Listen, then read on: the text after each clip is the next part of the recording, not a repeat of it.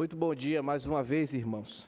Que a gloriosa paz do nosso Senhor Jesus nos sejam multiplicadas e que o Espírito Santo nesta manhã nos console com a sua palavra e dirija nossas vidas para a glória do seu nome e para que consideremos o texto de Deus como a direção para a nossa vida. A palavra de Deus é a regra que nós devemos seguir. Você que está aqui e está acompanhando nossas transmissões, nossas reuniões, domingo pela manhã, tem visto que nós estamos fazendo a exposição no livro de Atos. Nós estamos estudando o texto conhecido como Atos dos Apóstolos, escrito pelo o pesquisador Lucas. Nossa intenção, irmãos, Deus nos permita, é cobrir todos os 28 capítulos, versículo por versículo, são 1007 versículos, e como nós já estamos acostumados, aplicando e averiguando cada ponto e aplicando a gloriosa palavra de Deus nos nossos corações. Como eu já havia dito, ao introduzir o estudo deste livro, meus irmãos, é o livro histórico do Novo Testamento. Lucas é o autor desta obra, que é divinamente inspirada. E esta obra ela possui duas porções. A primeira é aquilo que conhecemos como o Evangelho de Lucas. E a segunda é este texto que nós estamos estudando, exatamente o livro de Atos. Segundo a tradição, trata-se de um único livro, um único volume contendo essas duas porções. E, segundo os estudiosos, como já coloquei aqui para os irmãos anteriormente, este livro, nos comentários, é chamado de Lucas/Atos, ou seja, o compêndio aí desses dois volumes. No sermão anterior, nós vimos que os discípulos permaneceram unânimes ao retornarem a Jerusalém. E ao chegarem à cidade, eles entraram em casa, no cenáculo, que segundo a tradição, os irmãos devem lembrar, era uma espécie de sala de jantar e pertencia à mãe de João Marcos. E se a tradição estiver correta, este ambiente também soma-se à informação de que tenha sido o lugar da última refeição que os discípulos fizeram com o Senhor Jesus, que é a ceia da Páscoa. Eles permaneceram unânimes em oração naquele lugar. Estavam os 11 apóstolos do Senhor e também junto com eles algumas mulheres, os irmãos de Jesus, e o texto deixa muito explícito, Maria, a mãe de Jesus, também estava ali. E eu mencionei para os irmãos que nesta ocasião é a última passagem ou a última vez que nós vemos um autor bíblico citando ou mencionando Maria, a mãe de Jesus. A partir daqui, esta mulher sai de cena e os autores bíblicos não se preocupam mais em dar nenhuma informação sobre esta mulher tão virtuosa. Aproveitei também para aplicar para os irmãos na oportunidade que assim como Maria cumpriu o seu objetivo, o seu propósito, nós também devemos cumprir o nosso. E depois, naturalmente, nós nos retiramos de cena, depois de havermos cumprido o nosso serviço ao nosso Senhor. Saímos de cena pelo fato do Senhor nos chamar para Ele, ou mesmo acabou o propósito, a gente não é mais evidente em alguma área, alguma especificidade, até mesmo no próprio reino de Deus. Eu incentivei aos irmãos que aproveitem o tempo e unânimes, sirvam ao Senhor cumprindo o propósito que Deus designou a cada um de vocês. Eu também mostrei que, na verdade, Maria não buscou nenhum privilégio de ser reconhecida de maneira elevada entre os seus irmãos. Nós não reconhecemos nenhuma forma de mediação que Maria pudesse fazer, nós não cremos na mariolatria e não temos ela como nosso mediador. Nosso único mediador entre Deus e os homens é Jesus Cristo, homem. Então, não acreditamos, eu mencionei para vocês, na mediação de Maria e de nenhum dos apóstolos do Senhor Jesus Cristo. Não entendemos que nenhum deles possuam condições ou nenhuma capacidade extraordinária, sobrenatural, para comunicar algum meio de graça às pessoas.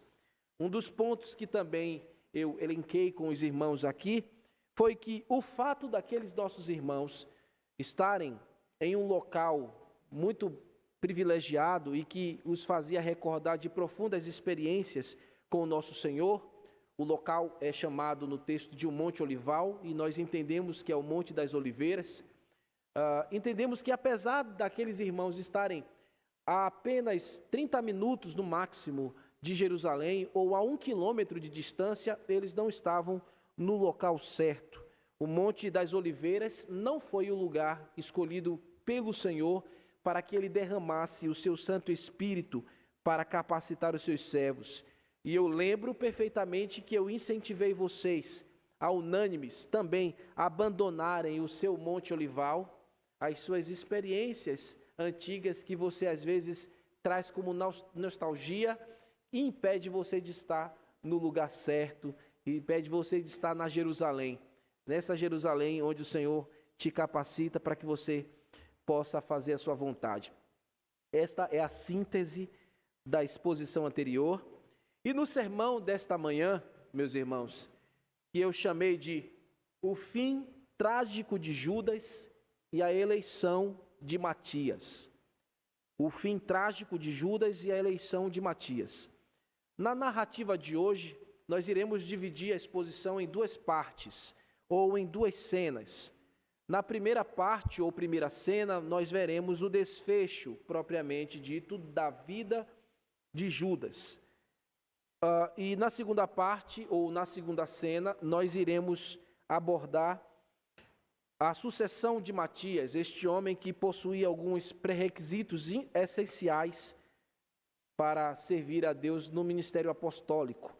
Mas sem delongas, vamos abrir o texto de Atos, capítulo 1, versículo 15 ao versículo 26.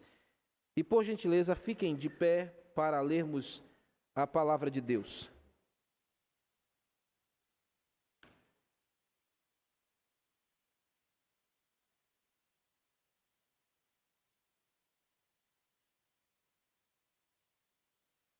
Naqueles dias, levantou-se Pedro no meio dos irmãos. Ora, compunha-se a assembleia de umas 120 pessoas.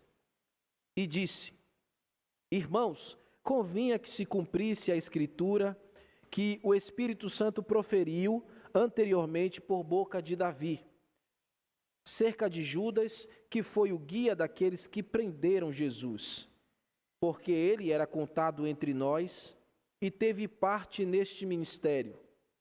Ora, este homem adquiriu um campo com o preço da iniquidade e, precipitando-se, rompeu-se pelo meio e todas as suas entranhas se derramaram.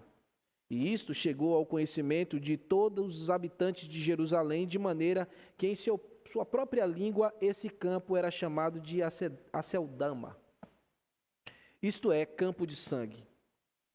Porque está escrito no livro dos Salmos: fique deserta a sua morada e não haja quem nela habite, e tome outro o seu lugar.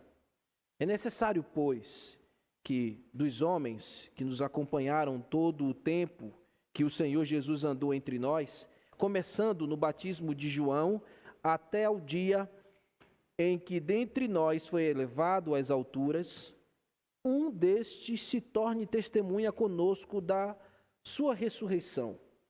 Então propuseram 2, José chamado Barsabás, cognominado Justo, e Matias. E orando disseram: Tu, Senhor, que conheces o coração de todos, revela-nos qual destes 2 tens escolhido para preencher a vaga neste ministério e apostolado, do qual Judas se extraviou, indo para o seu próprio lugar. E os lançaram em sortes, vindo a sorte cair sobre Matias, sendo-lhe então votado lugar com os 11 apóstolos. Amém, irmãos. Oramos a Ti, Senhor, pela leitura da Tua palavra em agradecimento e rogando ao Senhor que o Espírito Santo, que está presente em nosso meio, seja o mestre e possa guiar as palavras que irei dizer, Senhor. Que o Senhor possa nos conduzir por meio da exposição da Tua santa palavra e que ela haja clareza e entendimento no meio do Teu povo para a edificação, para a exortação, a fim de que pareçamos mais com o Teu Filho, o Senhor Jesus Cristo. Ó Pai, nós Te rogamos isso.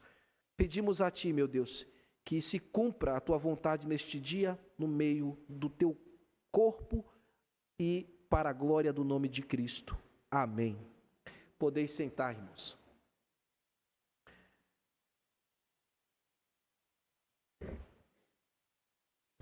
Muito bem, vamos à primeira cena desta narrativa, e esta primeira cena, ela cobre os versos 15 ao verso 20.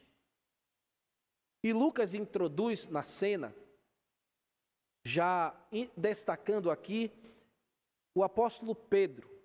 Nós vemos aqui no verso 15. Apóstolo Pedro é uma figura que vai se tornar, ou se torna, tão proeminente nesta primeira fase do livro de Atos. Acompanhe comigo o verso 15. Põe os olhinhos aqui no verso 15 comigo. Nessas duas primeiras palavrinhas. Naqueles dias. Que dias são esses, meus irmãos? São os dias que decorrem a paixão do nosso Senhor, a morte, a ressurreição e a sua ascensão gloriosa às alturas. E também esses dias vão desembocar lá no 50º dia, que será o dia de Pentecostes, evento em que o Espírito Santo se derramará sobre os irmãos, e naquele momento, lá no capítulo 2, haverá o nascimento da igreja. E o que está sendo dito, ou o que se segue nesses dias aqui, em que Lucas está registrando com precisão em sua narrativa. O texto prossegue dizendo: levantou-se Pedro no meio dos irmãos.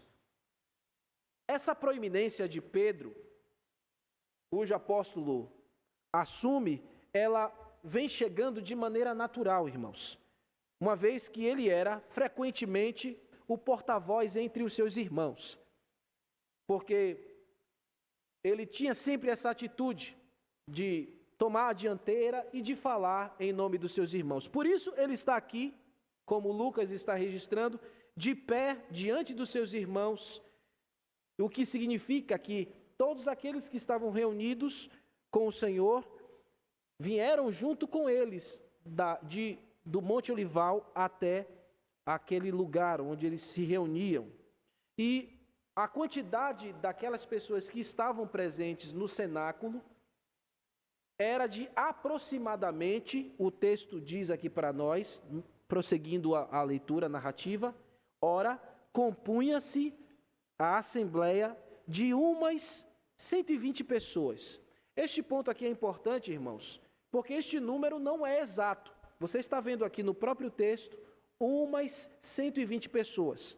Em algumas versões, nos dá a informação de que mais ou menos, aproximadamente. Por que eu estou dizendo isso? Porque muitas pessoas afirmam, estavam lá 120 pessoas, mas a gente não pode dizer isso, porque no original é como nós estamos enxergando aqui, aproximadamente, mais ou menos, estavam reunidos 120 pessoas, em média. Obviamente, este mais ou menos, ou em média, irmãos, não demerita a espantosidade de que esta quantidade proporcional de irmãos haviam obedecido o comando do nosso Senhor e regressado a Jerusalém, um lugar que estava muito hostil para aqueles que eram seguidores de Jesus. Porque vocês sabem que foi ali que o Senhor foi perseguido, o Senhor foi condenado e morto às portas de Jerusalém. Então não era um ambiente seguro para aqueles irmãos, mas obedientemente, eles unanimemente retornaram para aquele lugar. Deixe-me ser um pouco mais claro para vocês, trazendo um detalhezinho para dar maior clareza. No original, meus irmãos, está escrito perito autor, ou seja, no mesmo lugar. Esse perito autor, que é a expressão no grego, traduzido ao pé da letra, significa no mesmo lugar, ou simplesmente juntos. Estes 120, proporcionalmente, estavam todos congregados em um só lugar. Só que o texto que nós lemos aqui na revista e atualizada diz que é assembleia, eles estavam em assembleia. Mas, irmãos, no original não aparece a palavra assembleia, aparece o termo, como eu estou dizendo, perituoutor, que é juntos ou reunidos em um só lugar. Por que eu estou destacando isso, meus irmãos? Porque é um outro equívoco que acontece quando a gente chega nesse texto. Normalmente, aqueles que defendem que a igreja já existia desde o Velho Testamento, usam essa passagem para dizer, estão vendo? Eles já estão reunidos como igreja. E não é nada disso, porque no original não aparece a palavra eclesia. A assembleia também é dedicada no Novo Testamento para se referir à igreja. Mas o termo que seria mais evidente para asseverar que fosse já uma igreja aqui, deveria ser usado por Lucas como eclesia. E não foi eclesia ou eclésia. Ele usou perituoutor, que é juntos no mesmo lugar ou estavam reunidos para ter realmente um momento de oração, mas não era aqui a igreja. Então, já aqui, irmãos, duas coisinhas importantes para que a gente interprete bem o texto bíblico. Não eram fechadamente 120, era proporcionalmente 120, e eles não estavam reunidos como igreja, mas reunidos para uma oração. Como a gente vai lá na visita com o Ministério de Conforto e visita, a gente não está reunido como igreja ali. Estão um grupo de irmãos que ainda não chegou a proporcionalmente 120, né? Mas chegamos lá, fazemos orações, lemos a Bíblia, damos conselhos, comemos com os irmãos, temos comunhão. Era o que eles estavam fazendo aqui. Não era a igreja, como também não é a igreja quando nós vamos visitar um irmão, quando você visita um e outro. Igreja é isso aqui, é toda a comunidade ou a proporção da comunidade reunida com o propósito de louvar a Deus, cantar os louvores a Cristo, fazer orações ao Senhor Jesus, ao Pai, ao Espírito Santo, ouvir a sua palavra, e temos aqui os oficiais da igreja, todo mundo reunido em um horário específico, em um tempo específico, com tudo muito organizado, tempo para começar, tempo para terminar. Não é aquela parafernália que se vê por aí de músicas e músicas e músicas e músicas e músicas e mais músicas, e não tem tempo para acabar, e não se dão importância com a exposição da palavra, porque nem existe exposição da palavra de Deus neste lugar. Então, meus irmãos, ainda relacionado a Pedro aqui, é importante também lembrar para os irmãos que nesta ocasião Pedro já estava restaurado, não é verdade? Pedro havia negado Jesus Cristo, os irmãos sabem muito bem, por 3 vezes, quando negou conhecer a Jesus Cristo. E por 3 vezes o Senhor Jesus o ordenou dizendo: Pedro, apacentai os meus cordeiros, alimentai os meus cordeirinhos. Pedro, pastoreai as minhas ovelhas. Pedro, apacentai as minhas ovelhas. O Senhor, ressurreto, restaurou Pedro, lhe dando comissão, lhe dando uma direção. Ademais, Pedro é importante também, antes mesmo desse momento, porque antes, há um tempo atrás, ele foi o primeiro que confessou publicamente que Jesus Cristo era o Filho de Deus. Ele foi o primeiro que fez essa confissão lá em Mateus 16, versículo 18. Não precisa ir não. Mas ele fez essa confissão, e sobre a confissão de Pedro, não sobre Pedro, o Senhor Jesus Cristo, pela confissão que Pedro fez, que Jesus Cristo é o Filho de Deus, aquele que foi enviado, sobre aquela confissão, Jesus Cristo disse que edificaria a sua igreja. Portanto, irmãos, Pedro não assumiu proeminência diante dos seus irmãos, arrogando para si um papel de liderança hegemônica sobre eles. Aqui não foi um papado estabelecido, como o catolicismo diz, que Pedro é o primeiro papa. Não tem nada a ver isso. Sim, Pedro foi um homem muito proeminente e influente na igreja e tomou a frente de muitas coisas. E aqui nós temos o seu destaque, mas não requer dizer que ele foi o primeiro líder hegemônico da igreja, no sentido de ser o Papa, até porque Pedro serviu com muito zelo, com muita coragem, de toda forma que o Espírito Santo lhe capacitara. E eu estava falando para vocês que este personagem aqui, Pedro, nesta primeira cena, ele se manifesta como o porta-voz dos seus irmãos. Não é verdade? A narrativa nos mostra aqui, irmãos, qual era a fala de Pedro naquele momento, como interlocutor dos seus irmãos. Quando ele se levantou diante deles, percebam que vocês já sabem que Pedro é muito intempestuoso, né? Então ele percebe alguma coisa talvez estranha entre os irmãos e se levanta diante dos seus irmãos com uma palavra.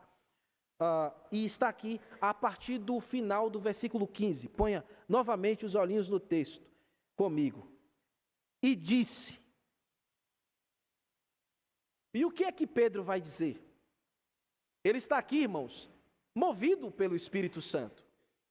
Pedro está movido pelo Espírito Santo e vai dar o significado ou a resposta de quaisquer elucubração de pensamentos que houvessem pairando a mente dos seus irmãos naquele exato momento.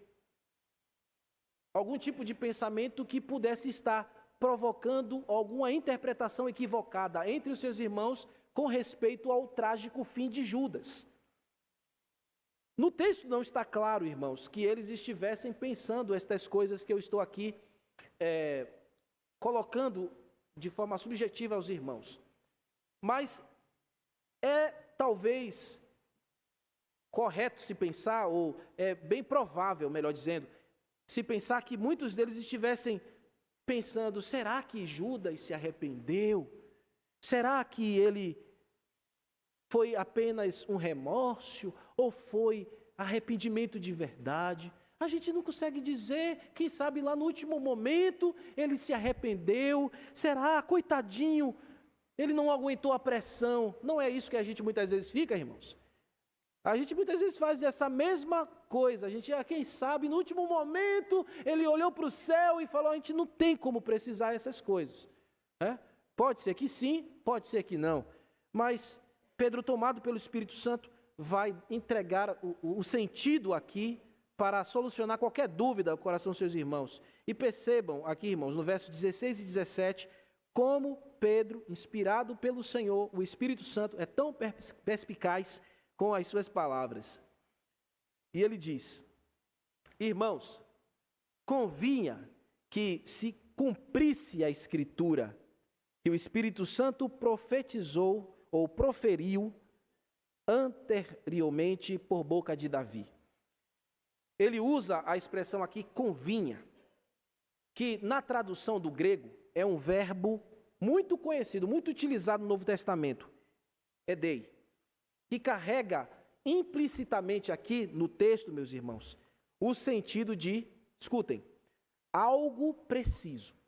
Este convinha aqui é o sentido de algo preciso. Comunica também a ideia de alguma necessidade provocada. Então, convinha no sentido de ser algo preciso na verdade, algo provocado. Provocado como, meus irmãos? Muito especificamente aqui, Pedro está mostrando que é em virtude de um decreto divino. Isso não foi provocado por nenhuma questão casual, não foi o acaso que colocou Judas naquela condição. A gente precisa ter isso muito claro. Este verbozinho aqui, que Lucas está utilizando, convinha, está mostrando claramente que havia uma virtude dentro de um propósito decretivo de Deus. Deus decretou todas as coisas de antemão. E no sentido profético, ele usa a palavra, a própria Escritura, pela boca de Davi. Ele está falando aqui, meus irmãos, aquilo que Davi havia profetizado nos Salmos 69, versículo 25, e Salmos 108, versículo 8, 109, versículo 8. O apóstolo Pedro, movido pelo Espírito Santo aqui, está entregando aos seus irmãos a resposta daquilo que já foi profetizado 1000 anos antes por Davi. Imagina, irmãos, antes destes fatos ocorrerem, 1000 anos antes, o Senhor já havia revelado a Davi.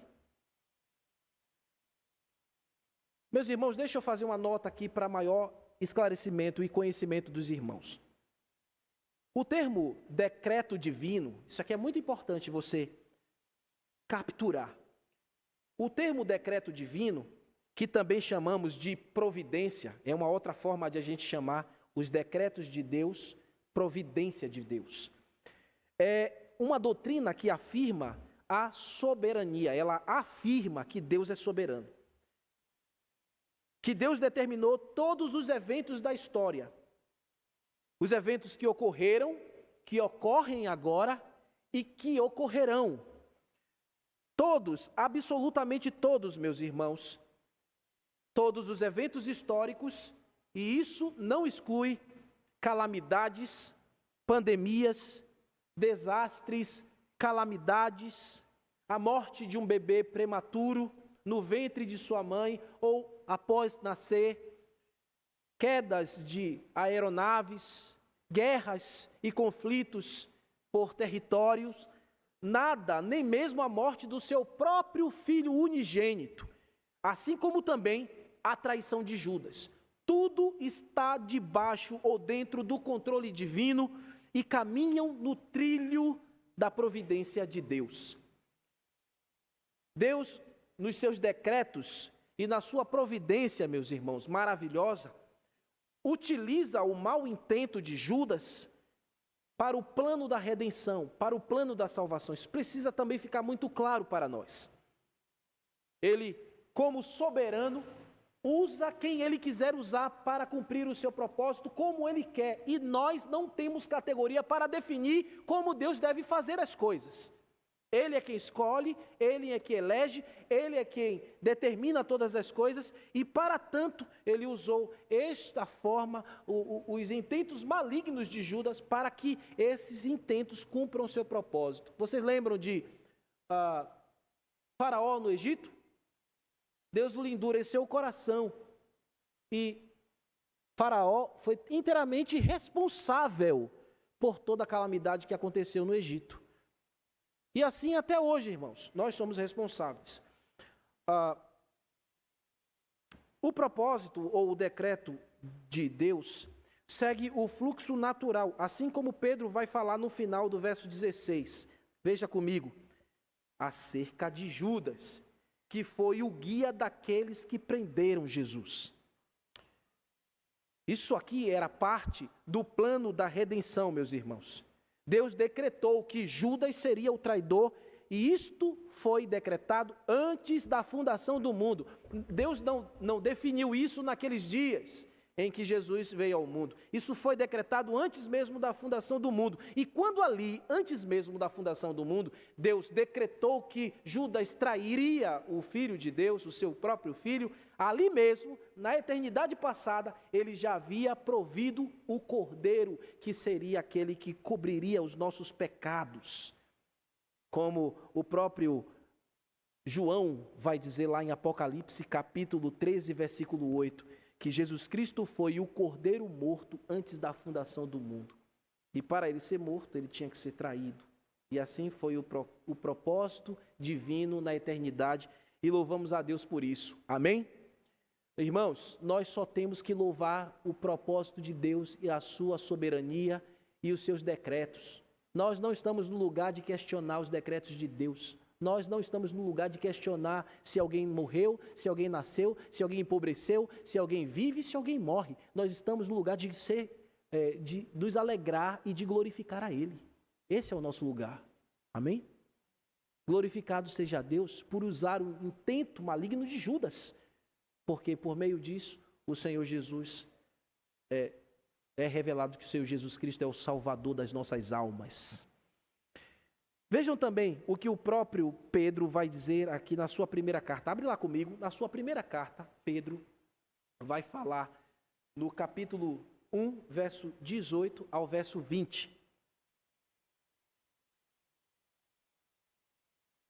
Lá está escrito assim: sabendo que não foi mediante coisas corruptíveis, como prata ou ouro, que fostes resgatado do vosso fútil procedimento que vossos pais vos legaram.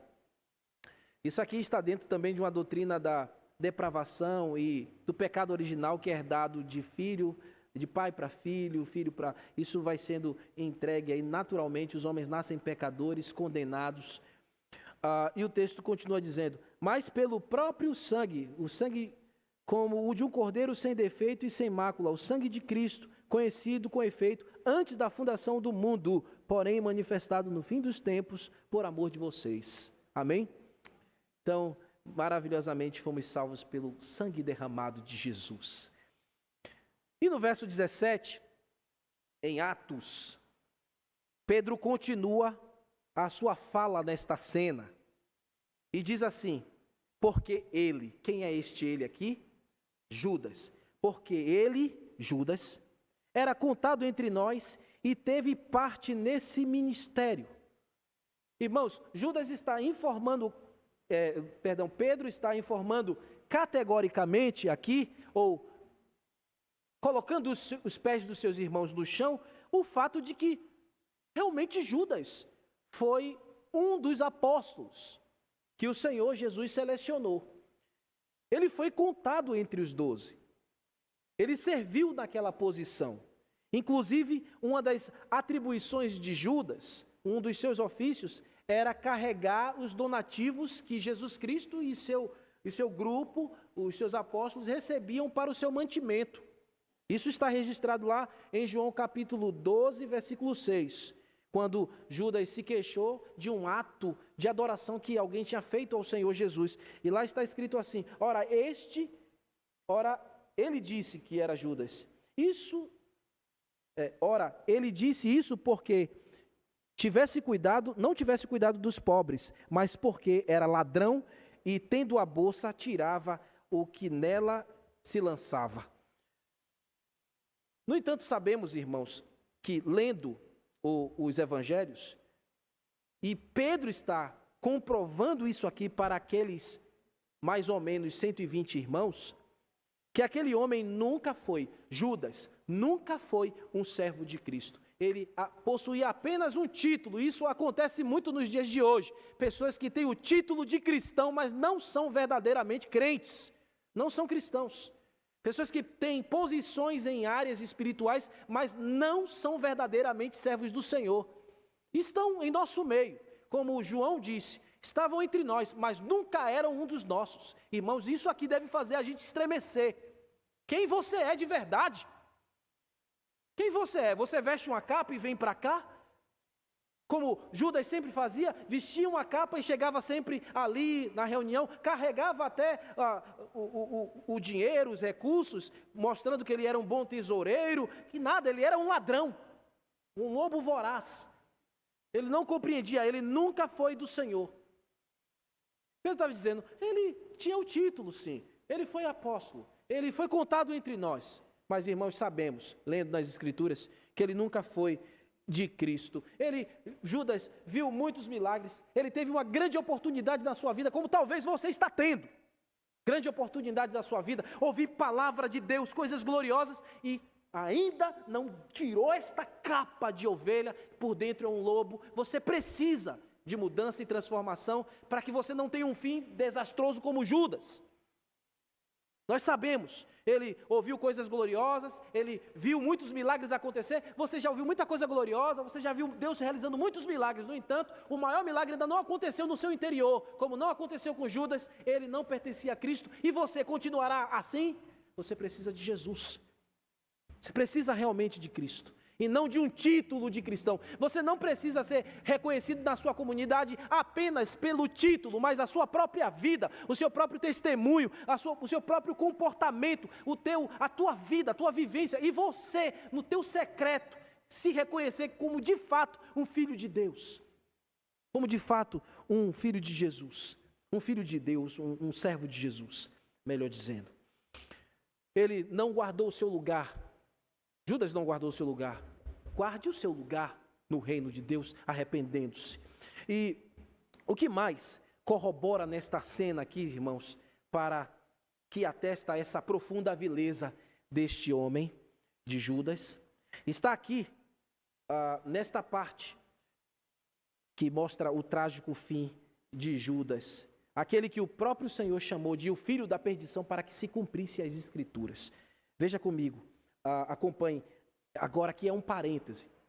Este parêntese significa que você vê aí no seu texto que Lucas está interrompendo a descrição da fala de Pedro para trazer uma informação precisa aqui e importante para os leitores.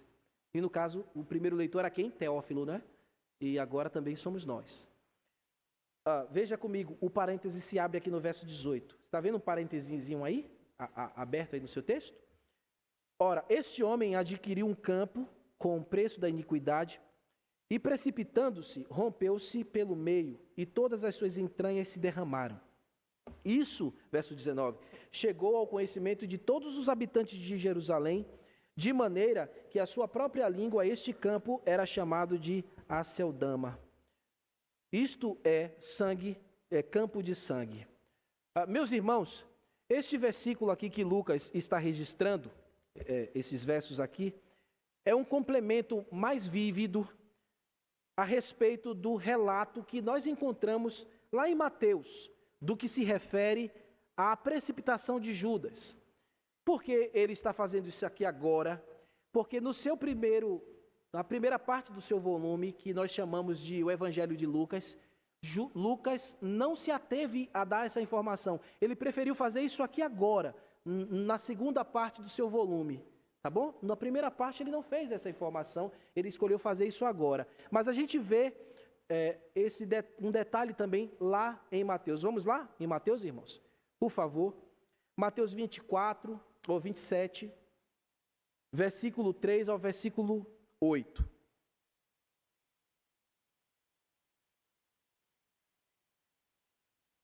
Então Judas, que o traíra, vendo que Jesus fora condenado, tocado de remorso, devolveu as 30 moedas de prata aos principais sacerdotes e aos anciãos, dizendo: pequei, traindo sangue inocente. Eles, porém, disseram: quem nos importa? Isso é contigo.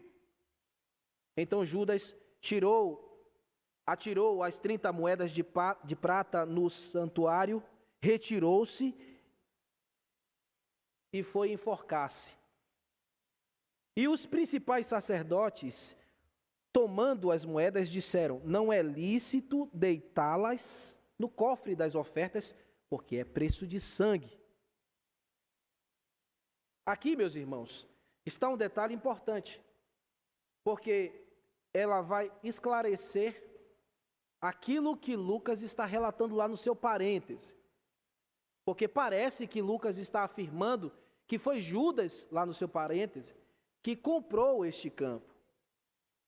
Parece dar uma interpretação assim rápida, sem muita atenção, de que Lucas estivesse dizendo que foi Judas que comprou aquele campo. Mas a gente está vendo aqui que não foi Lucas.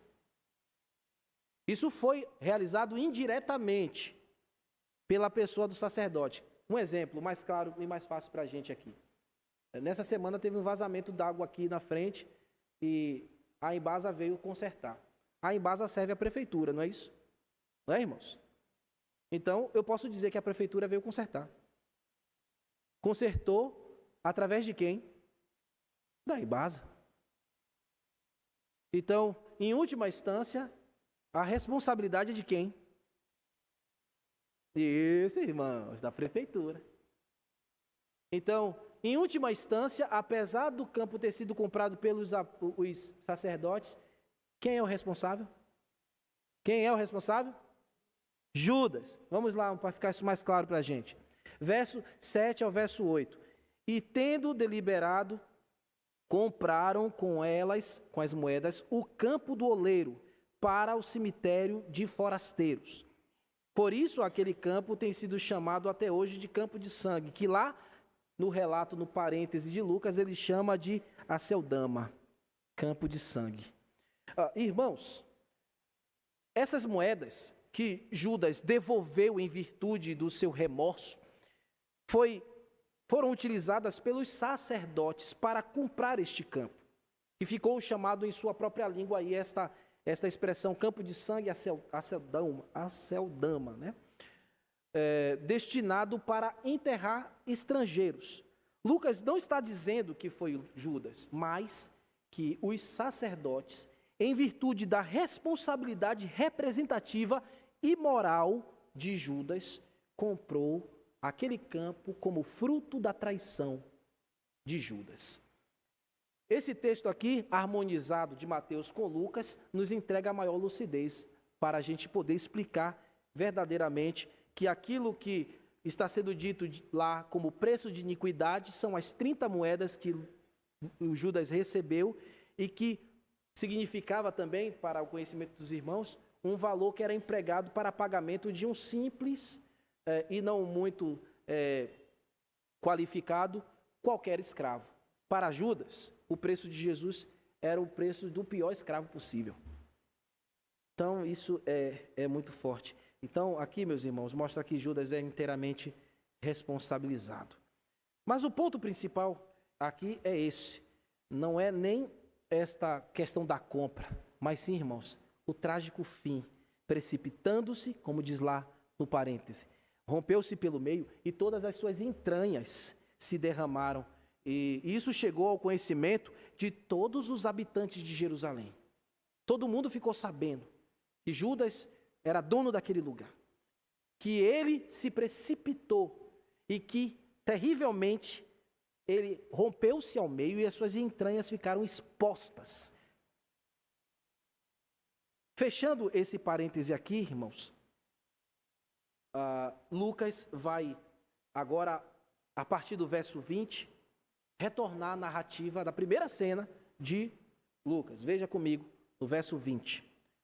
Porque está escrito, agora aqui é o próprio Pedro falando, porque está escrito no livro dos Salmos: fique deserta a sua morada e não haja nela quem habite. Aqui é Salmos 69 e 25, que eu já havia falado para os irmãos. E tome outro o seu lugar. É o Salmo 108, verso 9. Esta cena, 109, verso 8. Esta cena aqui, irmãos, termina com essa trágica informação. Mas o que é mais terrível nesta cena aqui é a realidade, não de que as entranhas de Judas ficaram expostas para todo mundo. Esse não foi o maior fim trágico de um homem. O maior fim trágico de um homem, sabe onde é? Vocês sabem onde é, né? Onde é o maior fim trágico de um homem? No inferno. E Judas está no inferno. Você duvida disso? Duvida? Ele está no inferno. Irmãos, é mais terrível isso. Esse é o maior problema. E Jesus já havia dito lá em Mateus capítulo 14, versículo 21. Em verdade, o Filho do Homem vai, como está escrito a seu respeito, mas há daquele que por intermédio de quem o Filho do Homem é traído, melhor lhe fora não haver nascido. Então, o Senhor Jesus já havia dito isso. E Judas, infelizmente, não atendeu a essa fala do nosso mestre. Ele está perdido no inferno para a eternidade. Não tem mais chance para Judas. Há chance para você aqui ainda hoje, viu? Enquanto você ainda não se precipitou. Ainda há chance para você. Suas entranhas não estão expostas. E mesmo que figuradamente estejam, ainda você vive e está com oportunidade de mudar. Mas quando você fechar os seus olhos, se você continuar na tua mesma resiliência em pecar, na tua mesma forma vil de viver, o seu fim será trágico como o de Judas. Então, tome cuidado, por favor. O Senhor está lhe dando chances. O Senhor está lhe dando oportunidades. Atenda ao Senhor. Agora vamos à segunda parte. O sermão hoje é um pouquinho alongado, viu? Vamos à segunda parte. A segunda cena, ela cobre os versos 21 ao verso 26. E ela retrata a eleição de Matias. O discurso de Pedro está continuando para esse sentido. E nesse discurso, nessa segunda parte, nessa segunda cena, agora ele está apresentando alguns predicativos ou algumas qualificações que o homem que iria ocupar o lugar que Judas deixou deveria ter. Vamos comigo, vamos ver esses critérios, parte por parte, e fazendo aqui as considerações. No verso 21, é necessário, pois, que dos homens que nos acompanharam todo o tempo em que o Senhor Jesus andou entre nós, verso 21. aqui, meus irmãos, mostra que indispensavelmente tinha que ser alguém que foi testemunha ocular do tempo em que Jesus, no seu ministério terreno, surgiu e vivenciou. Ou seja, este homem deveria ter ouvido diretamente e aprendido diretamente do Senhor Jesus. Ele deveria ser testemunha ocular e aprendido diretamente da própria boca do nosso Senhor Jesus Cristo. Isso aqui, meus irmãos, é que é verdadeira credencial de um verdadeiro apóstolo. Ter visto Jesus e aprendido diretamente dele. O segundo, o relato prossegue aqui no verso 22, começando no batismo de João. O critério vai ficando mais afunilado. Então ele está dizendo que esta pessoa que deveria ocupar o lugar deixado por Judas tinha que ter sido testemunha ocular daquela ocasião em que o Filho de Deus chegou às margens do Jordão e foi batizado e ouviu-se a voz do céu dizendo: "Este é o meu Filho amado, a quem me comprazo", o Espírito Santo descer sobre ele em forma de corpórea de uma pomba. Essa pessoa deveria ser testemunha desses fatos. Ó, meus irmãos, como vai afunilando essa questão de ser apóstolo, né? Tem algum apóstolo hoje que estava lá, meu irmão? Tem algum apóstolo milenar de mais de 2000 anos? Tem algum apóstolo que viu essas coisas? E por que eles arrogam? Eles querem títulos. Mas por dentro são lobos, são como Judas. Tem o título, mas por dentro são lobos vorazes. São mercadantes da fé.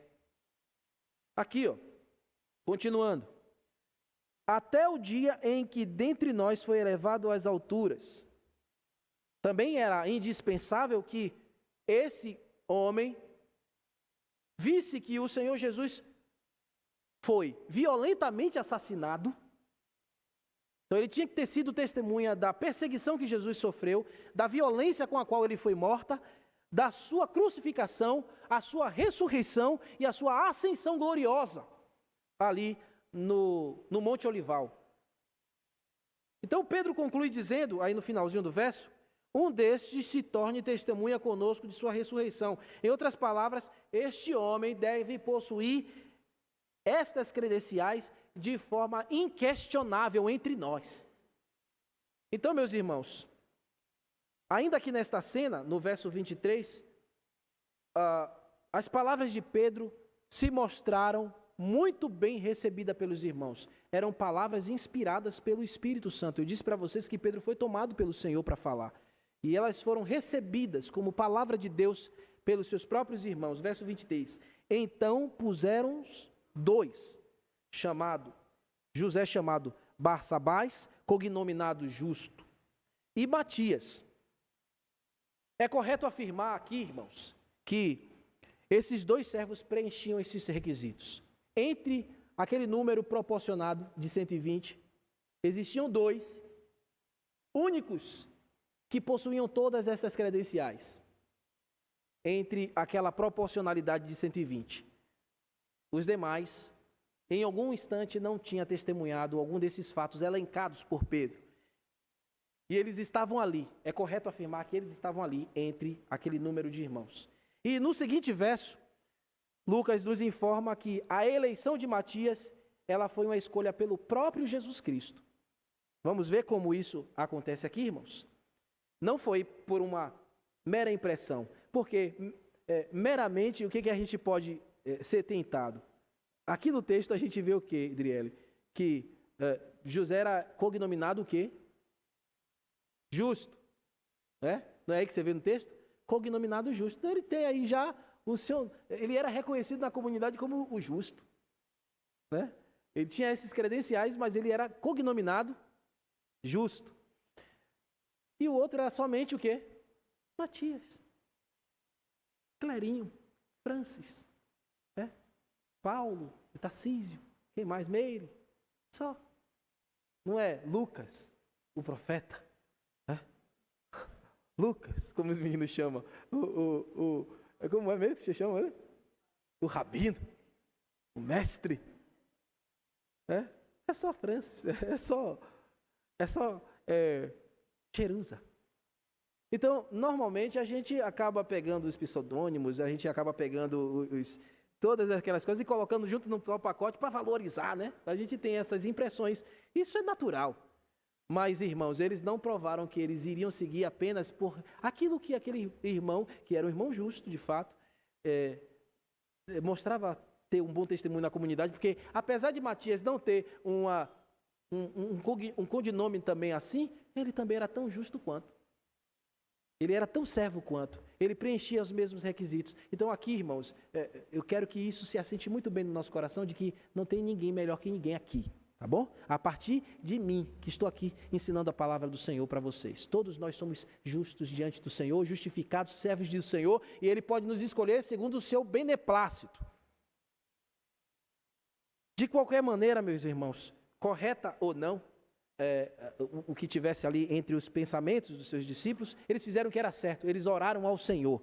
E o texto diz assim, e orando disseram, Tu, Senhor, esta palavra aqui, Senhor, este substantivo Senhor aqui, no verbo original, no texto original, Kyrios, que você já sabe, eu tenho reiterado aqui de muitas vezes, que essa expressão Kyrios é aplicada diretamente a quem? A quem? Meu Deus! Estou falando pouco aqui para vocês. A Jesus.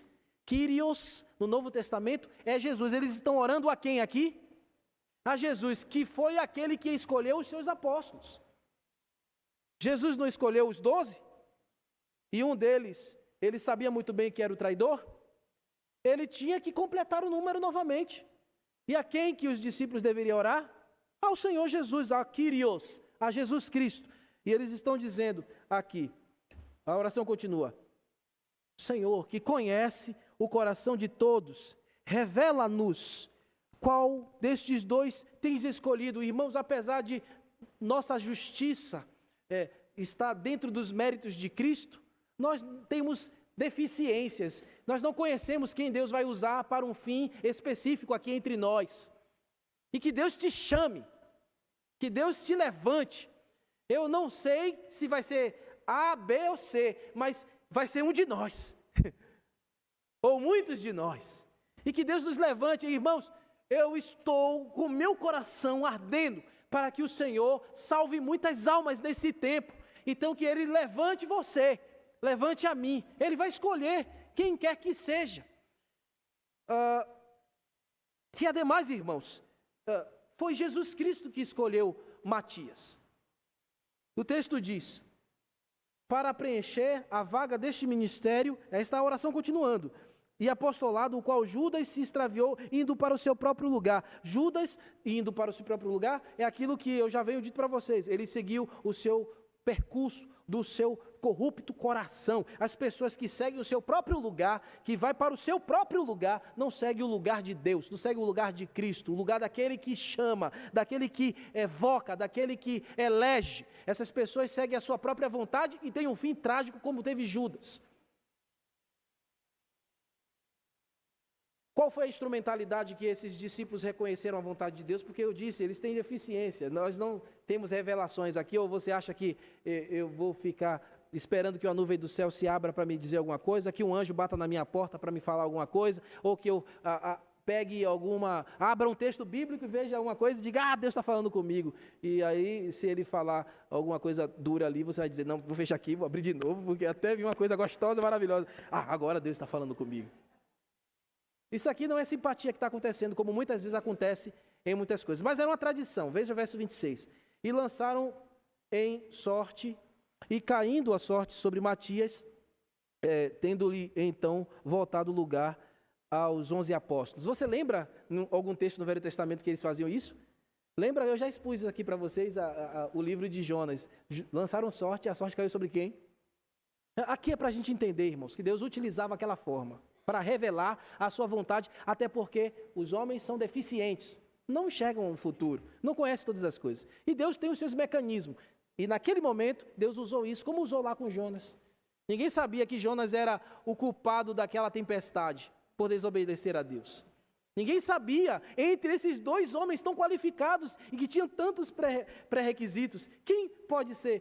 Irmãos, a gente às vezes fica com esse medo, não é? De colocar alguém em um determinado lugar e demeritar outro. Vá orar. Vá orar, Deus vai te dirigir. Vá orar a Jesus. E Jesus vai dirigir você, como dirigiu os apóstolos. E depois, irmãos, que Matias foi escolhido, será que José ficou preterido? Ficou resmungando? Levantou-se da sala de jantar, desceu as escadas correndo e disse que nada, eu vou voltar para o Monte das Oliveiras e vou ficar esperando Jesus voltar. Esse grupo aqui não serve não, é o Matias, eu, justão. Não teve nada disso. Ele continuou ali, irmãos, e ele também recebeu a plenitude do Espírito Santo. Mas, irmãos, eu quero mostrar aqui para vocês que o fato de José, o justo, não ter sido escolhido, não significa que ele foi rejeitado. Porque aqui também orbita o beneplácito do Senhor, que escolhe quem Ele quer e designa o servo que Ele quer, para usarem onde Ele quer, em qualquer lugar. Às vezes a gente vê um homem tão simples, Deus colocando ali, mas foi Ele que colocou e Ele vai honrar e vai capacitar. E eu não tenho nada que dizer contra a vontade do Senhor, porque em demérito das minhas incapacidades próprias, humanas, está em mérito a vontade soberana do Senhor, que escolhe, que dá a quem Ele quer as oportunidades para servi-lo. Amém? Exposto o texto, deixe-me apresentar duas aplicações para os irmãos. A primeira aplicação, irmãos, vemos no exemplo trágico de Judas, que vemos no desfecho trágico de Judas, que o decreto soberano de Deus não anula a responsabilidade humana. Você que está aqui me ouvindo, guarde isso. A soberania de Deus e o seu decreto, da forma como Ele decretou, não anula a sua responsabilidade. O nome Judas significa Deus louvado. Deus seja louvado. Ações de graça ou louvor. Não é bonito? Ninguém quer colocar o nome de Judas, né, no seu filho, por causa dessa estigma. Mas o nome é lindo. Deus seja louvado. Ações de graça, louvor. Mas ele não viveu para o louvor da glória de Deus. Ele não seguiu o que o seu nome declarava. Apesar do seu nome proferir tal realidade, a sua vida não foi achada digna de louvor. A sua própria vida não se mostrou o objeto da graça de Deus, da graça de Cristo. Os decretos de Deus, meu irmão, minha irmã, ou ouvinte esta manhã, vai seguir o rio caudaloso da sua vontade e ninguém vai impedir. O seu percurso é inevitável. Isso responde uma pergunta que talvez paire na sua mente também, como uma boa discussão entre os cristãos. Se Deus decreta todas as coisas, então Judas tinha escolha? Judas era culpado? Se Deus decreta todas as coisas. Sim, meu irmão. Sim, Judas foi inteiramente culpado. Inteiramente responsável. Ele tinha a liberdade, ouça o que eu estou dizendo, ele tinha a liberdade de escolher como qualquer um de nós temos. Você aqui tem a liberdade para escolher. Você tem a liberdade para tomar suas decisões, como Judas tinha. Livre-arbítrio é outra coisa. Livre agência é uma coisa e livre-arbítrio é outra coisa. Judas não tinha livre-arbítrio como nem você tem. Nenhum homem possui mais livre-arbítrio desde a queda de Adão lá no jardim. Não temos livre-arbítrio, somos escravos de Cristo quando nos convertemos, amém? Ou pensos no pecado, porque todos pecaram e destituídos estão da glória de Deus. Livre-arbítrio, ninguém possui, como eu havia dito. Portanto, livre agência, todos nós possuímos. Tanto os eleitos de Deus, como também para a salvação, os eleitos para a salvação, como também aqueles que não foram alcançados pela graça. Aquela proporcionalidade de 120 tem livre-arbítrio como tinha Judas.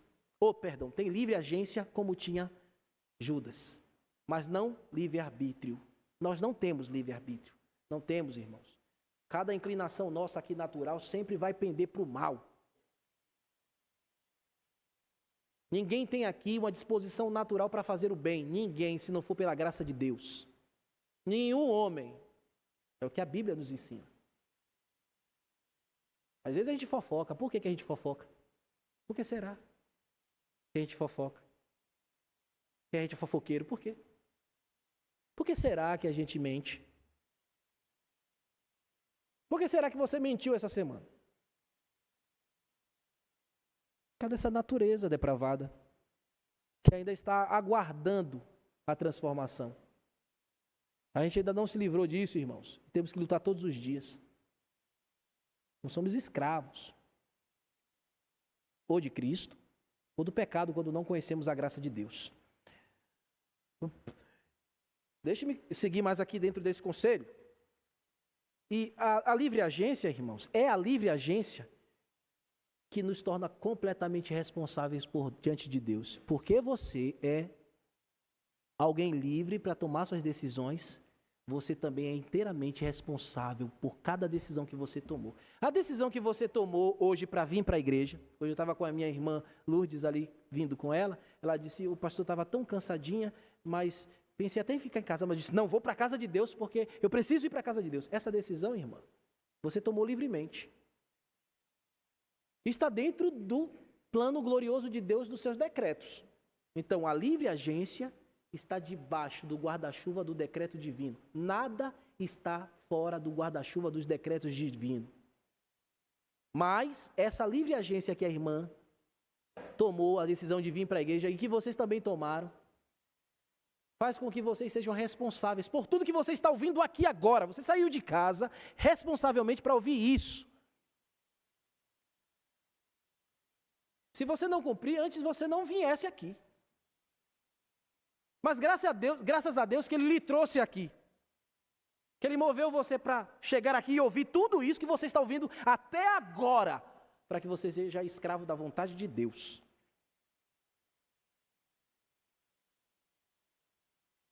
O que nos diferencia, irmãos, de Judas, é que nós somos aquela classe de pecadores que possui livre agência, mas que fomos salvos pelos méritos de Jesus. Isso é maravilhoso. Enquanto Judas é também aquela classe de outras pessoas que, possuindo livre agência, não foram alvos da maravilhosa graça redentora. E, portanto, serão precipitados, caso não se arrependam, para o mesmo fim que Judas teve. Mas o ponto aqui é que ambas as categorias compreendem-se dentro da livre agência. E por isso somos completamente, salvos ou perdidos, inteiramente responsáveis por cada ato que nós cometemos. O cristão é responsável por cada ato que ele faz, inteiramente responsável, como o perdido também. Isso também isenta Deus de qualquer responsabilidade injusta.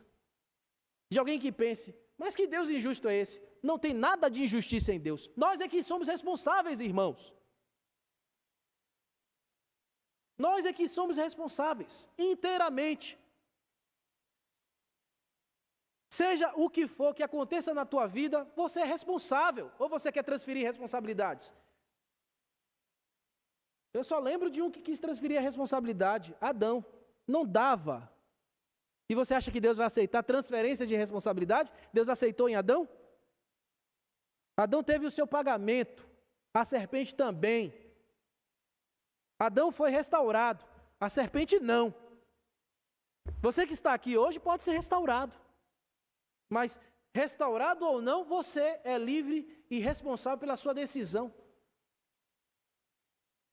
Isso também, meus irmãos, compreende, como eu disse, está dentro do decreto divino. Isso aqui é muito importante, irmãos.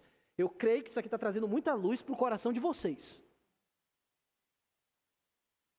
E o que deve fazer? Nos curvar em humildade e em insignificância diante do Senhor, que é soberano.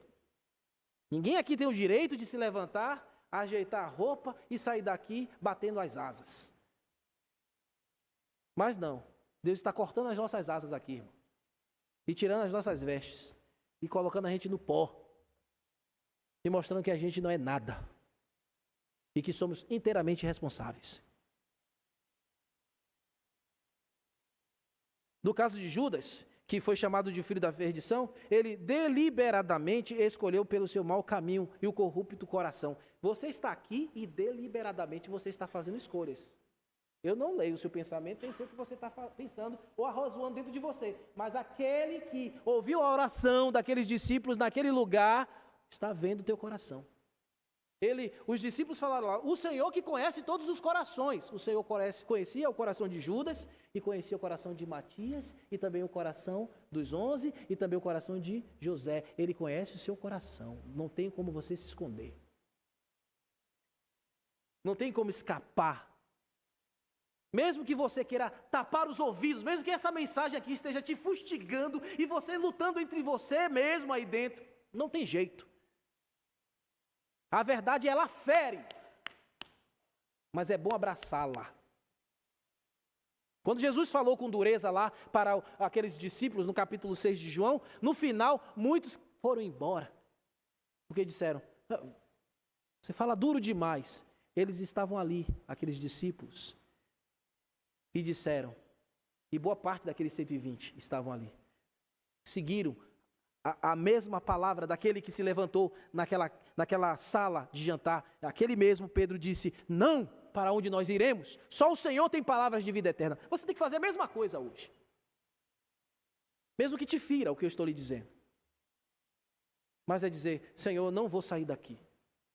Eu vou ficar aqui, porque essa palavra me proporciona a vida eterna. Fé em Jesus Cristo. Fidelidade ao Senhor, meus irmãos. Judas é inteiramente responsável pelas suas ações e Deus infinitamente justo e santo em seus caminhos. Você e eu somos responsáveis inteiramente por nossas ações, os nossos pecados, nós vamos prestar conta ao Senhor. Eu não vou colocar o meu pecado na conta de Joana, não dá. Eu posso colocar na conta de Cristo, com a fé. Ele recebe as minhas vilezas e me perdoa. E me justifica, assim como Ele vem fazendo a todos que creem em seu nome.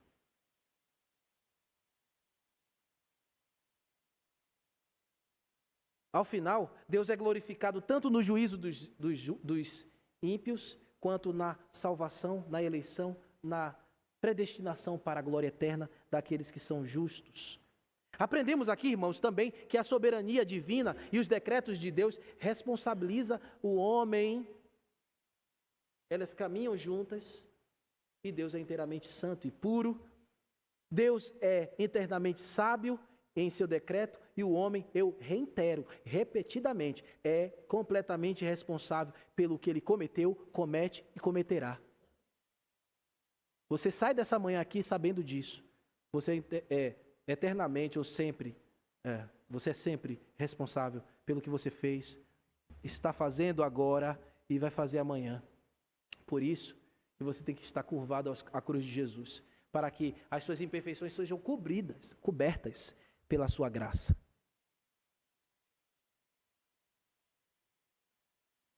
E essa tensão teológica que nós chamamos de responsabilidade humana e soberania de Deus, caminham juntas e nos leva, como eu disse, a nos humilharmos ao Senhor. Para quê, irmãos? Para que o fim de nossos atos, o fim dos nossos atos responsáveis, sempre redundem para a glória de Deus, para a glória de um Deus Salvador. Portanto, irmãos, não tome o caminho de Judas, não traia a confiança do seu Senhor e, meus amados irmãos, também não traia a confiança uns dos outros. Amém? Vamos para a última aplicação aqui. Para servir a Deus, existem critérios. Você que está me ouvindo aqui, para servir a Deus tem critério. Não se serve a Deus de qualquer maneira. Para, no caso de Matias, se tornar um apóstolo de Cristo, deveria seguir aqueles requisitos. Ele precisava se enquadrar naquele crivo muito claro naquilo que Pedro elencou naquele dia. Ele tinha que ser testemunha ocular de Jesus. Vocês já sabem tudo que vocês ouviram. E isso é completamente diferente dos falsos apóstolos que vocês veem aí e dos falsos cristãos que nós temos por aqui em nosso redor. Por aqui em nosso redor você tem uma infinidade de bispos, apóstolos e tantas honrarias que eles se arrogam para si.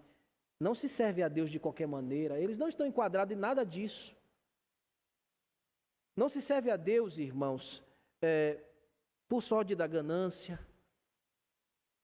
E nós sabemos, com exceção de Paulo, só Judas, ou só Matias e José possuíam aqueles predicativos.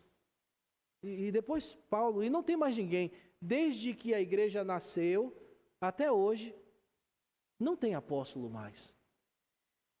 O último foi Paulo, nascido fora de tempo.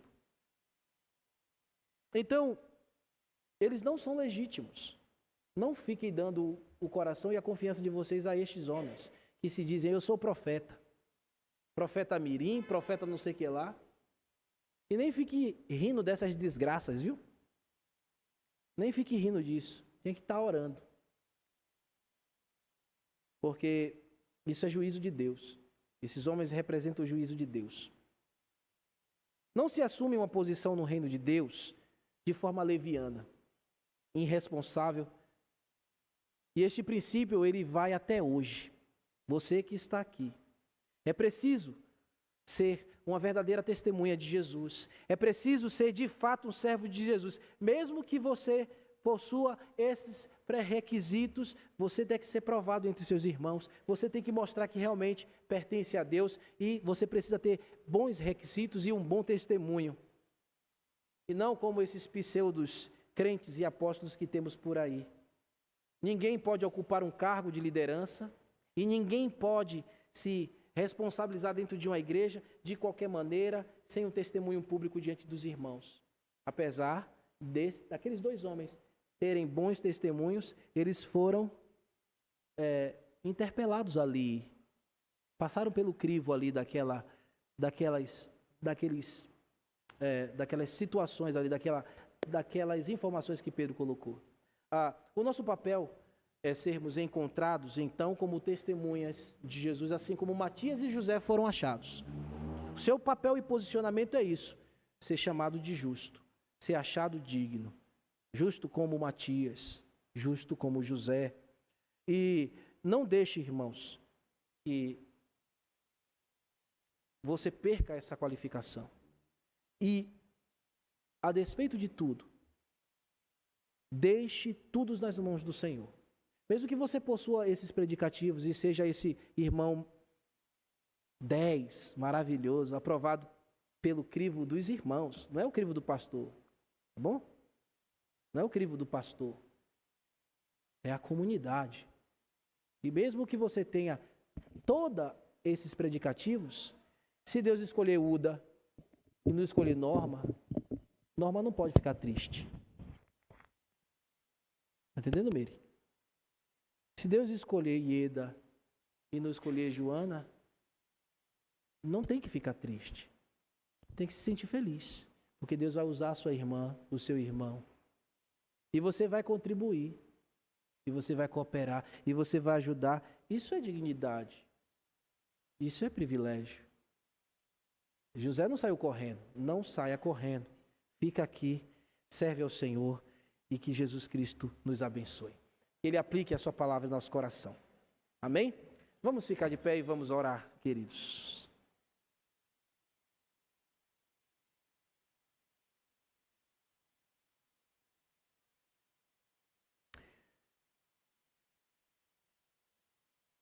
Obrigado, Senhor, pela tua palavra.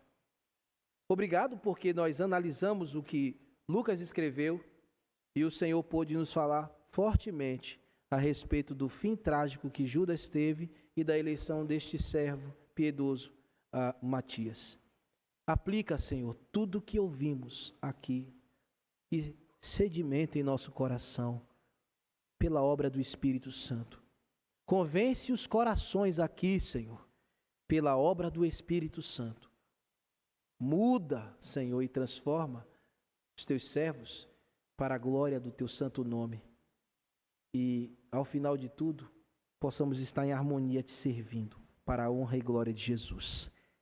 Amém. Podeis sentar, meus irmãos.